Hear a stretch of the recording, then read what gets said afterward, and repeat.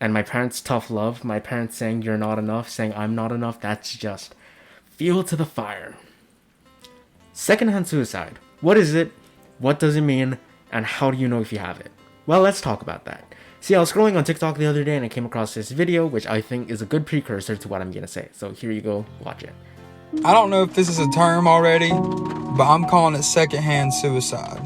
And what this means to me, because I haven't found a definition explaining it, is when someone wants to die, but they won't commit suicide. So they don't want to live anymore, but they're too afraid to commit suicide.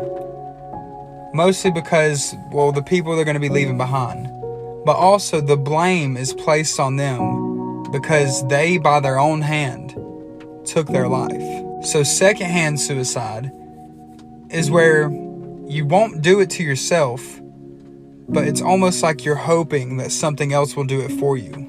A deadly disease, a car crash, something that is outside of your control, so that you can go on with yourself and everybody that's left behind doesn't have to feel like they could have done something different.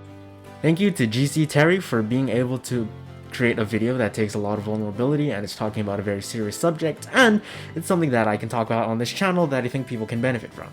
So, as secondhand suicide, as GZ Terry describes it, is wanting to die, but not by your own hands. Wanting to die in a freak accident, for example, like maybe a car crash, or falling off a cliff during a hike, or, you know, being struck by lightning. Anything that is out of your control, that is inevitable, because you don't want to leave the people in your life behind with the knowledge that you had taken your own life.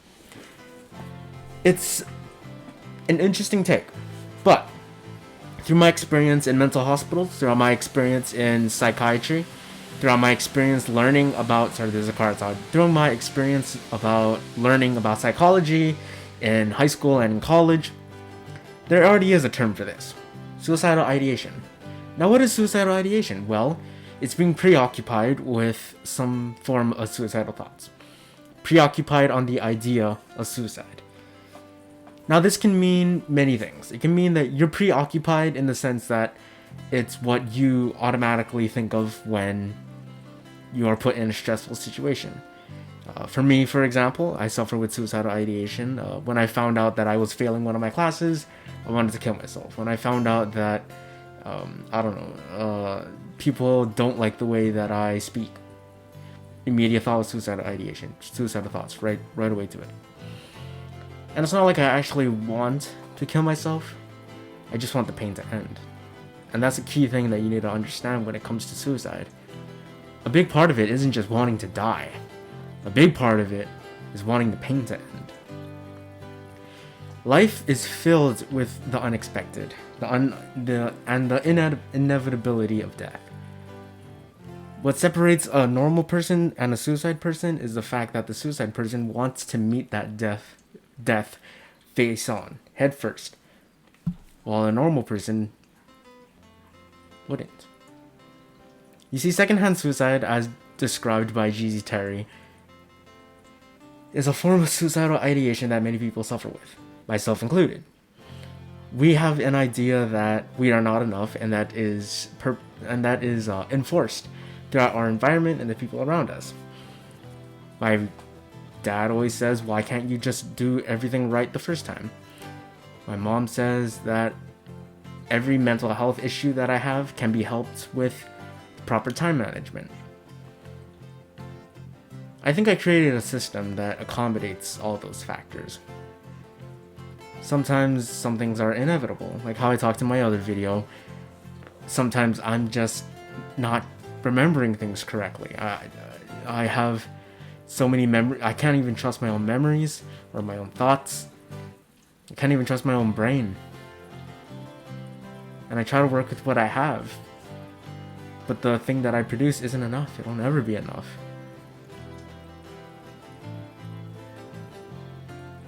And I think that you need to learn that. Take it from somebody who is very mentally ill. Take it from somebody who is not emotionally eloquent. Take it from somebody who has to write it on a piece of paper what I'm gonna talk about for a video because I know I'm gonna forget about it if I don't write it down in the moment. Take it from somebody who's been in multiple mental hospitals. Try your best. And if you don't succeed, well, try again. That's what I'm doing. My best wasn't enough this first time, fine. I'll try my best again. And again and again and again until I get it. And my parents' tough love, my parents saying you're not enough, saying I'm not enough, that's just fuel to the fire. Something I'll move forward with. So, secondhand suicide. Interesting topic, interesting thing to talk about. And yeah, I hope this video made sense. If you're in an emergency, I have emergency links down below. If you need help, somebody to talk to, my DMs are always open. And I hope you have a good day. And this could just be me being brainwashed, but I think that my parents telling me that I'm not enough is tough love. And it's something that I have to deal with. So I will be taking summer courses. I will be taking as much time as needed to help my memory. I've been in contact with my psychiatrist and my therapist to see what we can do about my memory, because my psychiatrist I've been seeing her for a couple years, and she definitely tells me, from what you're telling me, it sounds like you're getting worse, but I don't think that I'm getting worse. Then again, the doctors in my second hospitalization told me I had anxiety disorders, which I didn't really believe.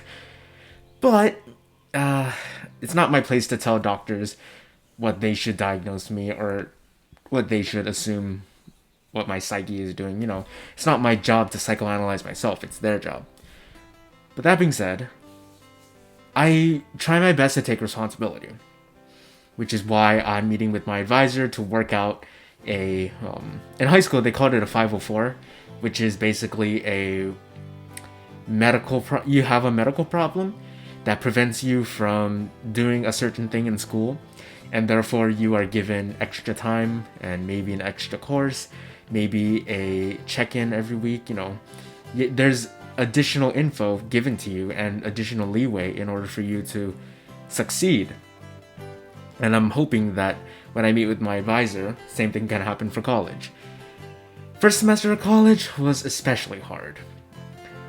But now, a couple semesters in, it's just so much harder. And you may be wondering if my memory is really that messed up. I have a little list. On what I should talk about. I have 3 main points, as you can obviously see. But yeah. I don't know if it's really using mental illness as a scapegoat, honestly. Because I'm doing my best to take responsibility for my actions. You know, I'm not saying that, you need to do this for me. I'm saying, what can I do for myself? So I guess it's not really using it as a scapegoat.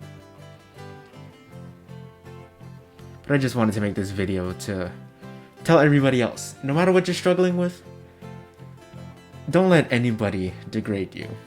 Don't let anybody tell you that you're not enough. Because it hurts. And don't take those words to heart. I take it to heart because I know it's true. But I'm a really shitty human being. And I'm pretty sure that all of you are way better than me. So if somebody tells you you're not enough, fuck them. Fuck them. Somebody tells me that I'm not enough, I know I'm not enough. That's the difference. I'm a horrible person. I'm a very horrible person. And I know I'm not enough. But I know for a fact that all of you are enough. You are enough.